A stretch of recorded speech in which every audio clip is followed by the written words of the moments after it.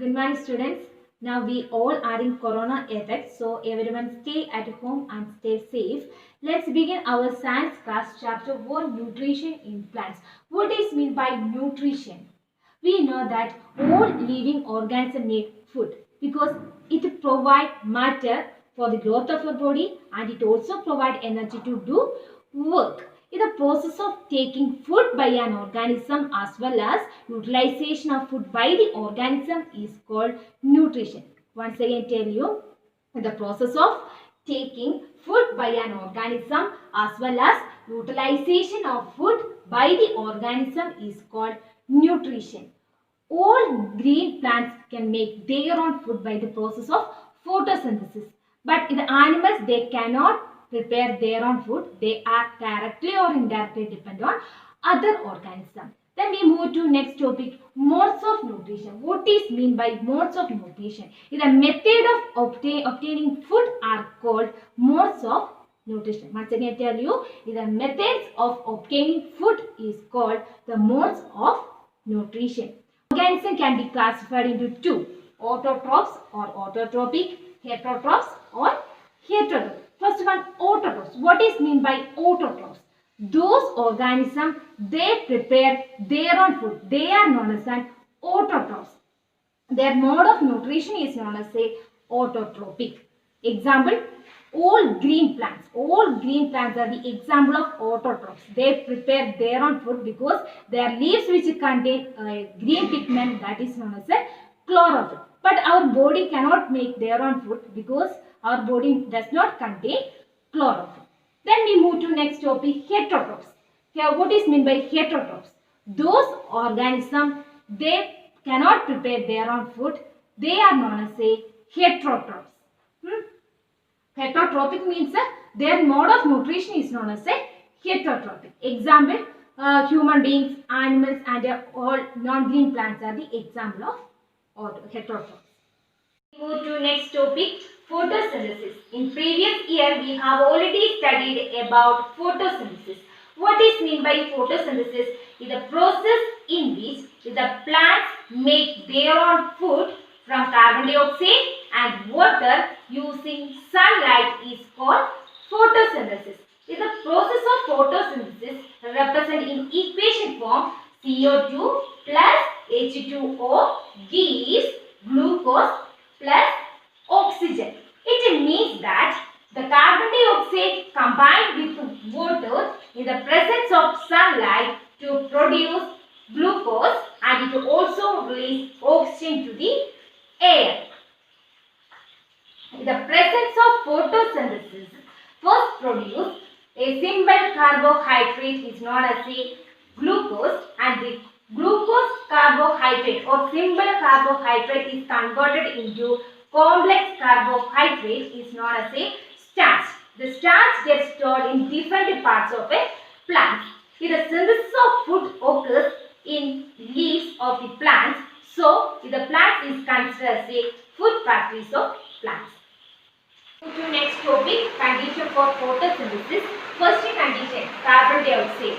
The plants take carbon dioxide from the atmosphere through a small tiny pores that can be present on the surface of leaves.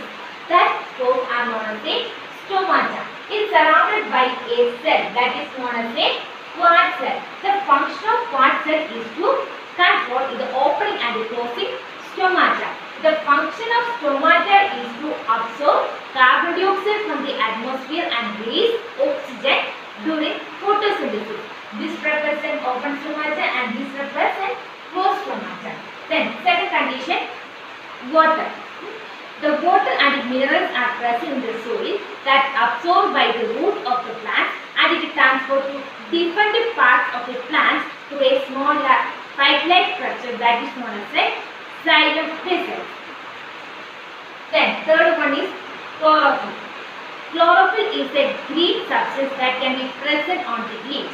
The function of chlorophyll is to absorb energy from the sunlight. That energy is used to combine carbon dioxide and water to produce food. Then fourth condition, sunlight. The leaves of the plants which contain a chlorophyll. The function of chlorophyll is to absorb energy from the sunlight and it converts the solar energy into chemical energy. Thus, the solar energy is converted into chemical energy during photosynthesis. This chemical energy stored in the plants in the form of a food. The photosynthesis process cannot take place in the absence of any one of these conditions. Most of the plants have green color leaves, but in some plants they have different colors of leaves such as yellow, orange, violet, etc. Actually, large amount of different colors of pigment mask the green color of chlorophyll. So, the photosynthesis process is also taking place in such type of leaves. Naturally, the photosynthesis takes place only in the leaves of the plants. However, the photosynthesis also takes place in the different parts of the plants like green stem, green branch, etc. For example, the desert plants like cactus, they have a green branch and green stem. It contains chlorophyll. It absorbs energy from the sunlight to make food for the plants. Okay, next one, photosynthesis by alga. We can see that a green layer floating on the surface of ponds is called alga. It contains chlorophyll. It absorbs energy from the sunlight and it combines carbon dioxide and water to produce food for the plant. We move to next topic, synthesis of plant foods other than simple carbohydrate. In the process of photosynthesis, first produce a simple carbohydrate is known as a glucose. It contains three elements, carbon, hydrogen and oxygen. Plants use this simple carbohydrate to make many other foods such as first one is starch. The plants convert the simple carbohydrate into a complex carbohydrate that is known as a starch that gets stored in different parts of a plant. Second one is oil. The plants convert the simple carbohydrate into oil and it can be stored in seeds. Such seeds are known as a oil seeds. Example, the seeds of a sunflower. Next one is proteins. The water and minerals are present in the soil. The root of the plants transport the water and minerals to the different parts of a plant. During photosynthesis, the leaves which contain simple carbohydrate, it combined with the nitrate minerals to make amino acid, which then make to protein.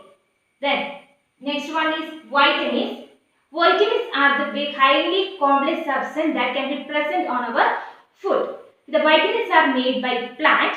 The vitamins contain vegetables, fruits, etc.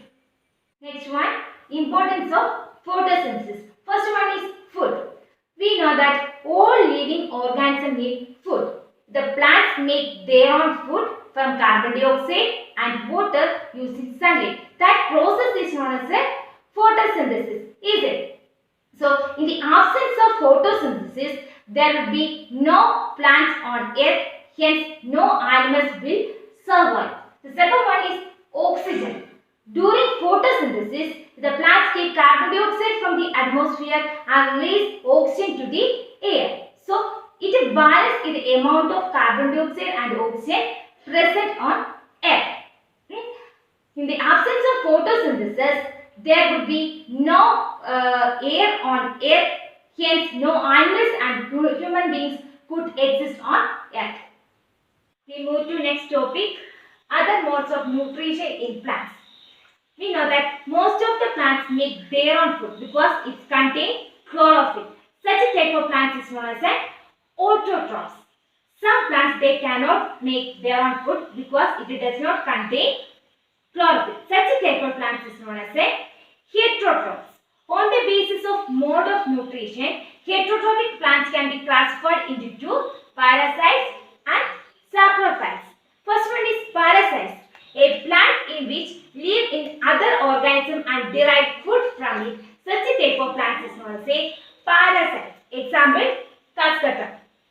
Next one is saprophytes. These non-green plants get food from dead and decayed organic matter, they are known as a saprophytes. Example, mushroom.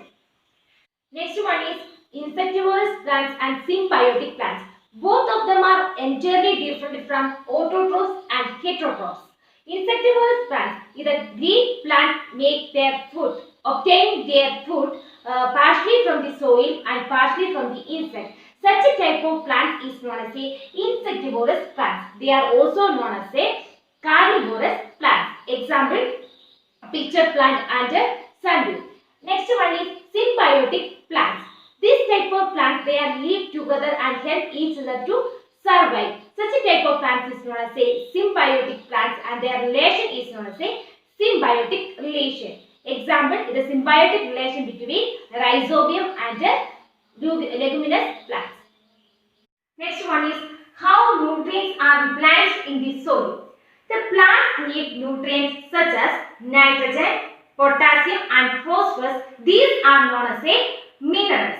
When plants are grown, they take nutrients from the soil, which result decreasing the amount of nutrients in the soil. So we need to add nutrients to the soil to restore its fertility.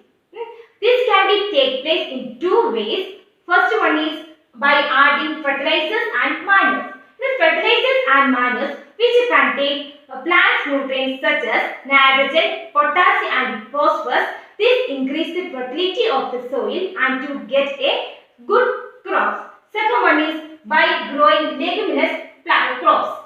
The plants such as peas, beans and gram is called leguminous plants.